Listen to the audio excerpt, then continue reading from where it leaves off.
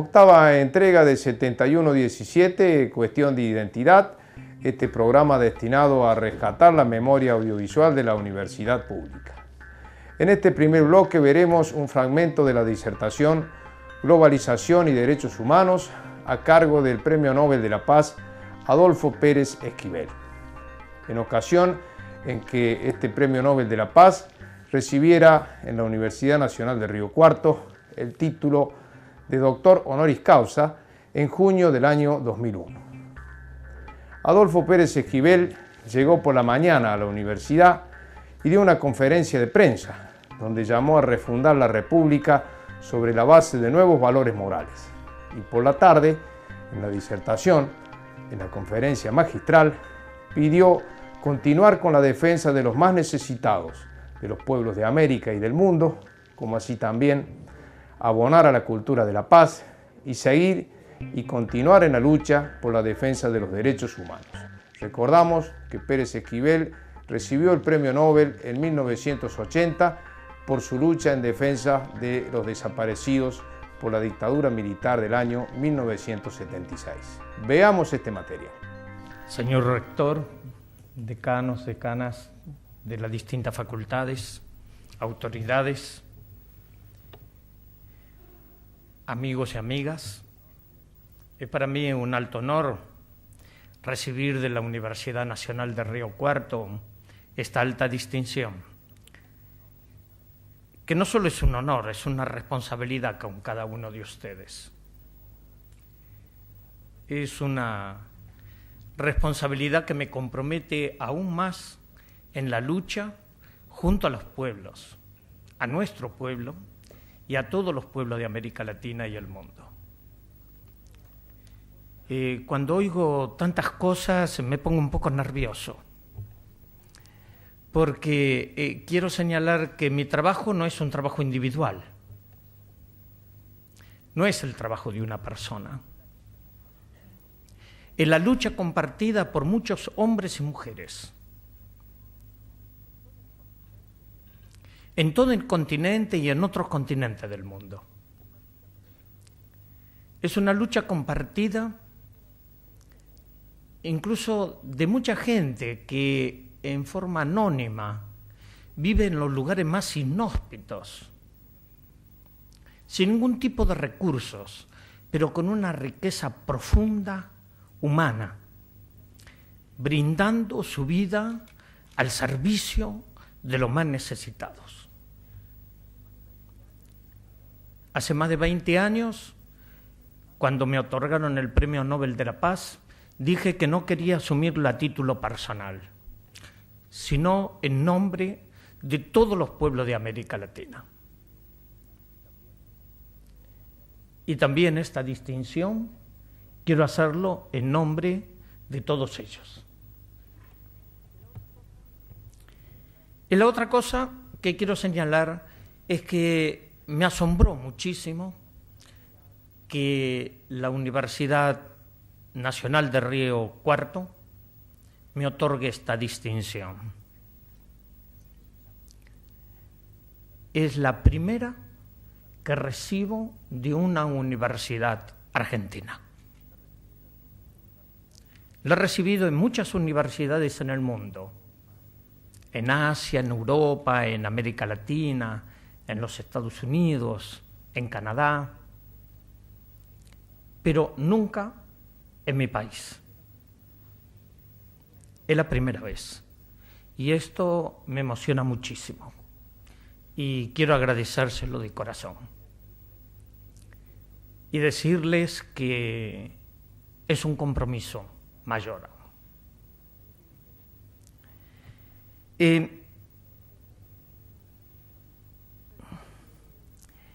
Y ustedes saben que durante muchos años los problemas no terminaron. Pasamos por momentos de oscurantismo, de dolor, de luchas, de esperanzas. Y cuando me otorgaron el Premio Nobel simplemente fortaleció la resistencia. Pudimos abrir puertas, comenzaron las grandes movilizaciones populares tratamos de recuperar el derecho del pueblo a vivir en libertad y a construir la democracia. Esta democracia que vivimos tan vapuleada, esta democracia tan débil, hoy tenemos que adjetivar qué significa democracia. Basta ver a nuestro alrededor. Pero en todo esto quiero señalar que muchas veces, en muchos momentos de todo esto, porque todo esto no fue casualidad, recordaba las palabras de un gran luchador por los derechos civiles, Luther King, ese hombre que en un momento, por una mujer negra, que lo obligaron a sentarse atrás de los ómnibus, la discriminación, esta mujer se negó. Rosa siguió sentada en el lugar. Tuvo la primera actitud de rebeldía frente a la discriminación. Y esa mujer se puso de pie y reclamó sus derechos. Ahí comenzó la lucha por los derechos civiles. Pero siempre me marcó una palabra de Luther King. He estado con muchos compañeros de lucha de Luther King. Pero una cosa me marcó de Luther King, que decía que a él no le dolía tanto la represión de los malos como el silencio de los buenos. ¿Cuántos buenos aparentemente se creen porque no dicen nada? Pero cuánto dolor hay en el silencio de los buenos. ¿Cómo tenemos que comenzar a modificar las actitudes y comprometernos a asumir la capacidad de lucha, de resistencia, de dignidad? Desde esa perspectiva, vale la pena la vida. Y todo esto que vivimos, sufrimos y luchamos, no puedo dejar de señalar a tantos compañeros y compañeras. Quiero traer aquí a la memoria de todos, a esta memoria colectiva que hace a la vida de los pueblos, a las madres de Plaza de Mayo, a los familiares, a las abuelas, a los organismos de derechos humanos, a los hijos, que como muchos otros se fueron sumando en la lucha, en la búsqueda por la verdad y la justicia. Y quería decir que nosotros en esta lucha cotidiana,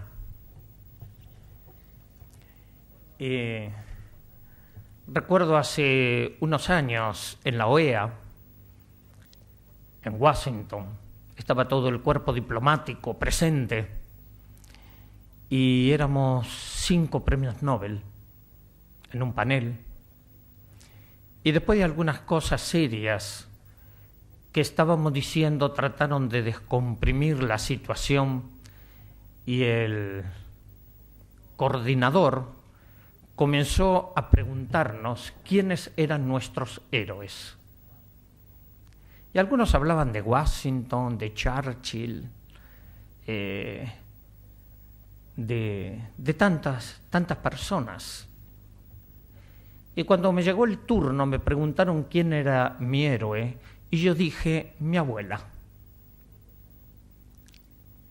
Mi abuela era una héroe, porque era una mujer analfabeta, una india guaraní, que no sabía leer ni a escribir, pero tenía una gran sabiduría. Y era ese héroe cotidiano que todos los días, en todo momento, luchaba por un día, por el día y por una vida mejor. Y aprendí muchísimo de esa abuela, de esa india que era discriminada por ser india, en las escuelas, en muchos lugares.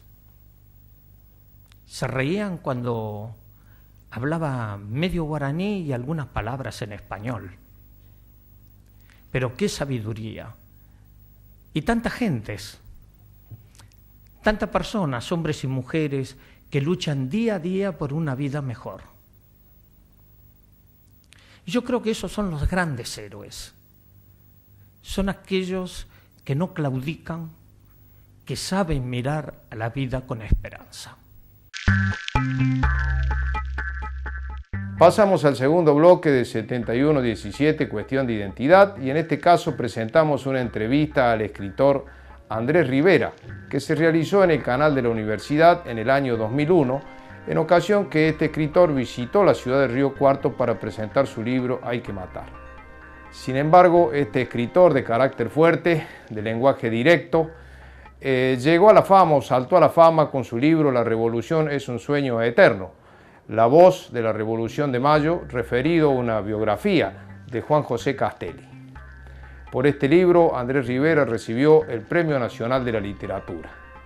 Escribió más de 30 obras, entre ellas El Farmer, referido a la vida de José Manuel de Rosas, y también Ese Manco Paz, en torno a la vida del general José María Paz, aquel estratega de las luchas de la independencia, héroe de Ituzaingó y que también fundó la Liga Unitaria. Veamos esta entrevista con Andrés Rivera, que tuvo lugar, como decíamos, en el año 2001.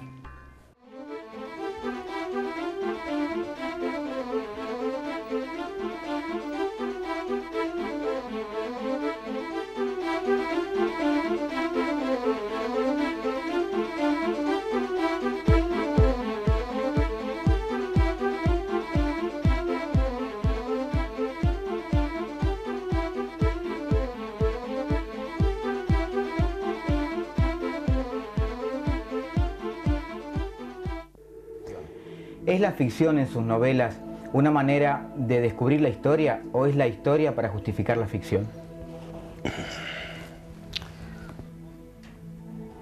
Su pregunta me lleva a esto. Algún día yo debería escribir una historia de amor, ¿sí? Ahora, no se la formula a usted, me la formulo a mí mismo.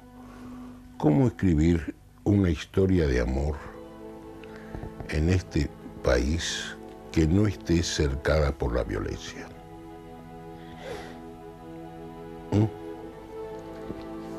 ¿Qué hace entonces usted, ficción o historia? No, yo hago ficción. Aquellos que hablan de que yo escribo historia, entonces, voy a tener que decir algo un poco duro. Están leyendo otra cosa.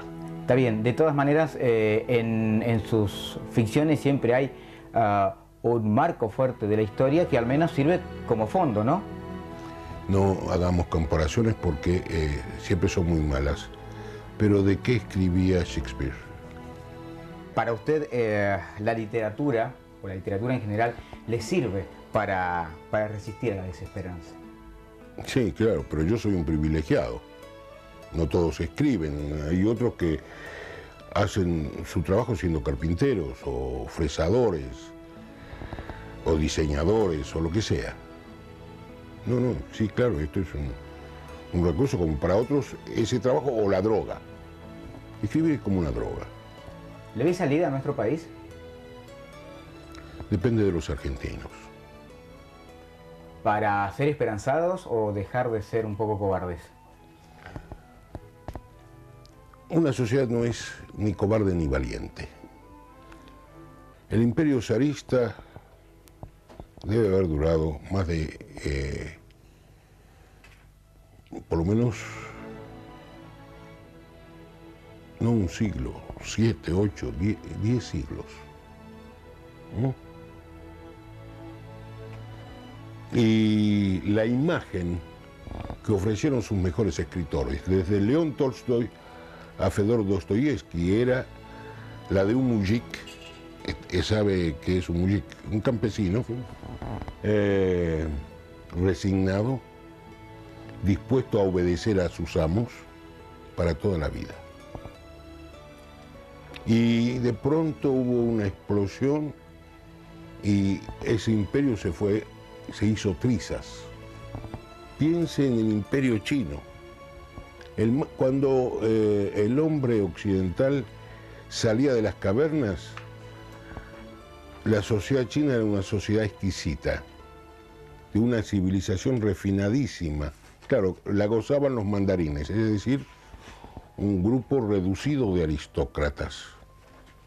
Vivió más de 5.000 años ese imperio. Un día también voló por los aires. Rivera se caracteriza, al menos en la literatura general, a sus trabajos como reñido con el discurso oficial. ¿Usted lo considera así? No conozco escritores que hablen a favor del gobierno de turno. ¿Quiénes escriben la historia entonces? La historia la escriben los hombres, ¿verdad? Y los escritores, cuando son buenos, registran fragmentos, y los lectores, cuando son buenos, leen en esos fragmentos la historia del país al que los escritores se refieren. Rivera, las lecturas de sus comienzos de Nikolai Ostrovsky le marcó mucho en cuanto a sus trabajos posteriores. Me río porque eso es como, también como si usted me hablara de la prehistoria, es una cita muy remota. No. Efectivamente, cuando leí ese libro me pareció una epopeya, no volvió a caer en mis manos y puedo imaginar que Ostrovsky podía exagerar. Pero después leí con mucha mayor atención y entre líneas y en los blancos la historia argentina. Un solo ejemplo, ¿sí? General Belgrano nunca fue general. Fue algo así como un contador o un economista, eso es, un economista.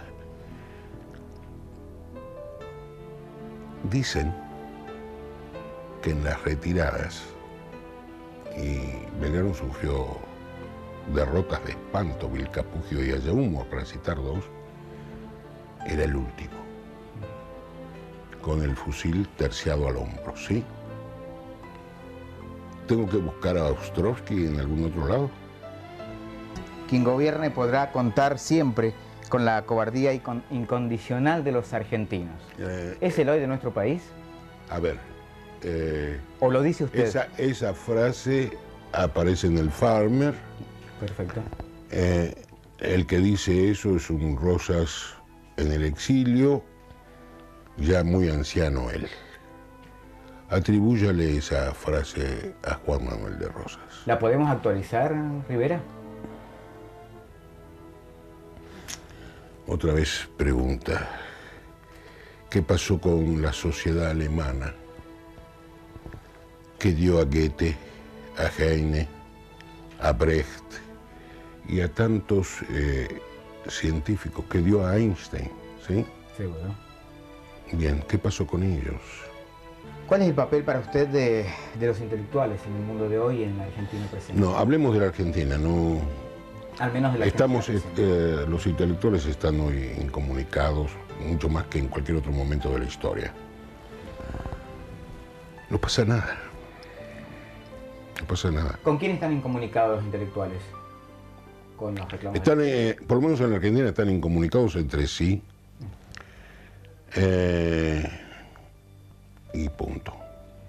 ¿Y reconocen para usted las necesidades de la gente, los intelectuales, para poder, ellos que tienen, en este caso usted, la... Cuando usted dice gente, me está dando un término que generaliza demasiado.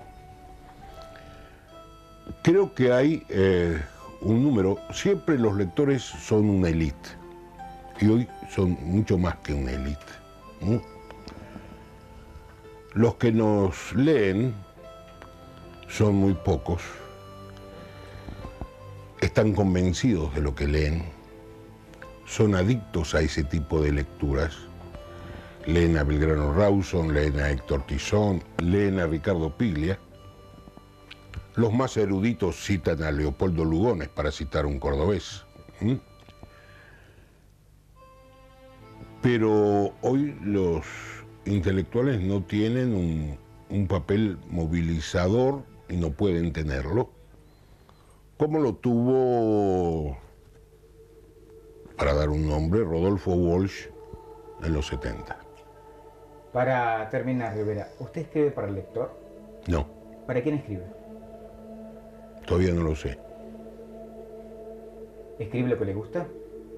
Por cierto, nunca voy a escribir una historia que no me apasione, que no sienta que es un imperativo de tal naturaleza, y aquí sí voy a usar una metáfora que es de William Faulkner, que me lleve a matar a mi madre si ella se interpone con la escritura. Cortito, Rivera, ¿qué le diría a los jóvenes argentinos? Yo no doy consejos a nadie, ¿A su hijo? mucho menos.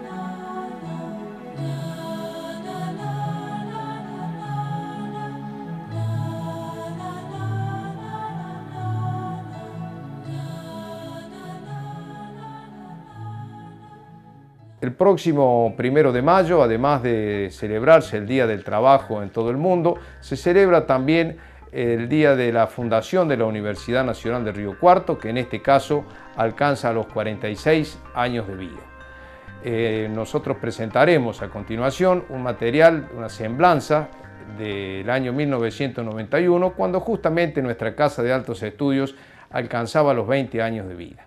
Aquí, en este material, podrán ver ustedes, como siempre, la Plaza Olmos, el día de la fundación de la universidad, también palabras del ingeniero Luchini, presidente de la Comisión Pro Fundación de la Universidad Nacional del Río Cuarto, detalles del rol que cumplió Alberto Tacchini en este logro de la región y de la ciudad, y también palabras de Sadi Ubaldo Rifé. Y un detalle muy interesante para tener en cuenta en este material es que se presentan distintos variables y factores que hicieron a cómo fue la donación de Remorré para la implementación del campus en el lugar que hoy ocupa nuestra Casa de Altos Estudios. Veamos este material muy rico en información.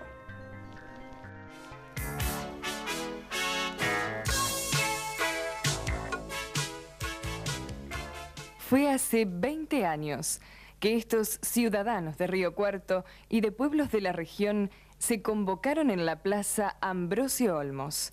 Era el fin de la ardua lucha de un grupo de hombres que abrazaron un día la esperanza de ver creada nuestra universidad.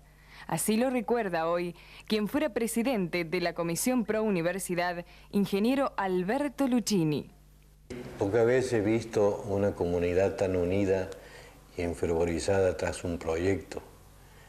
Y pocas veces he visto una universidad en sus comienzos, en su estructura administrativa y docente, donde se trabajase con tan entusiasmo y tanto fervor.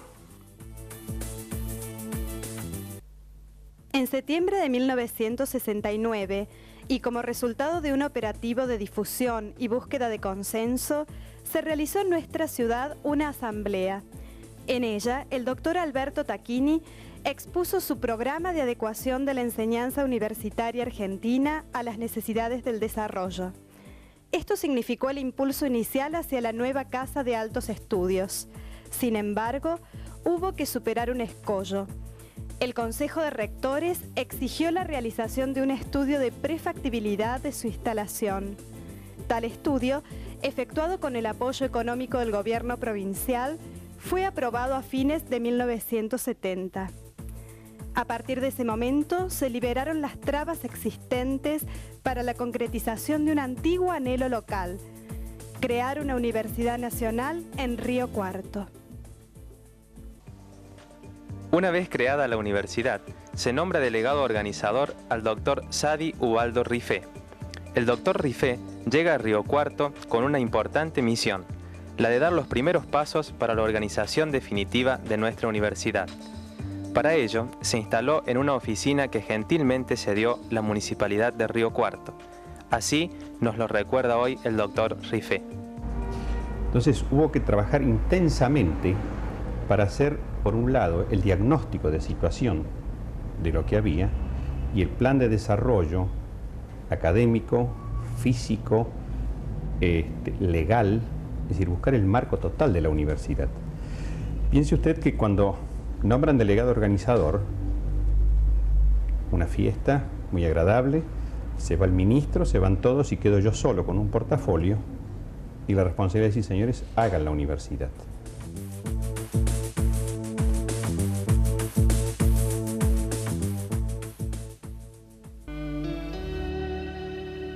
Como cierre de su prolongado accionar, la Asociación Amigos de la Universidad Nacional de Río Cuarto convocó a un concurso público de ofertas de campos en donación o donación y venta el 18 de mayo de 1971.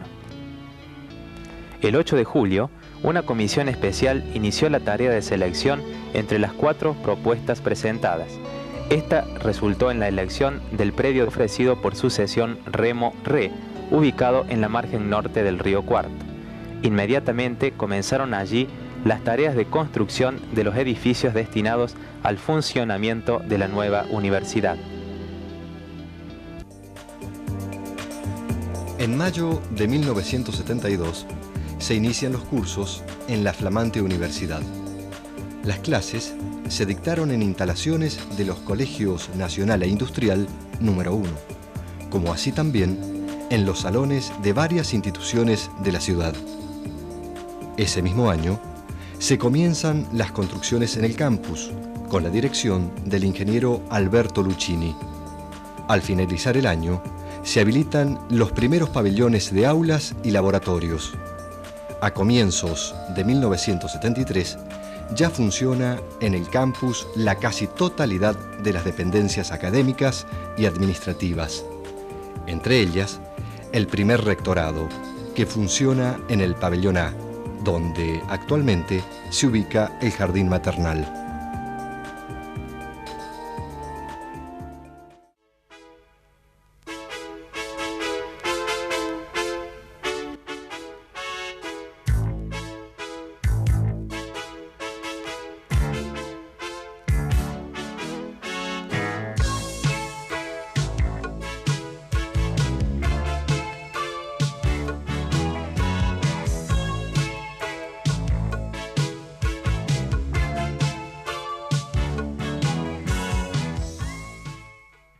De esta manera llegamos al final de la octava entrega de 7117, Cuestión de Identidad, donde hemos presentado un rico material sobre la conferencia que dictó en la Universidad Nacional de Río Cuarto Adolfo Pérez Esquivel, también una entrevista al escritor Andrés Rivera en ocasión de presentar su obra Hay que matar, y finalmente una semblanza de la universidad al momento de cumplir 20 años, justo ahora que el 1 de mayo se celebran 46 años de la creación de esta Casa de Altos Estudios.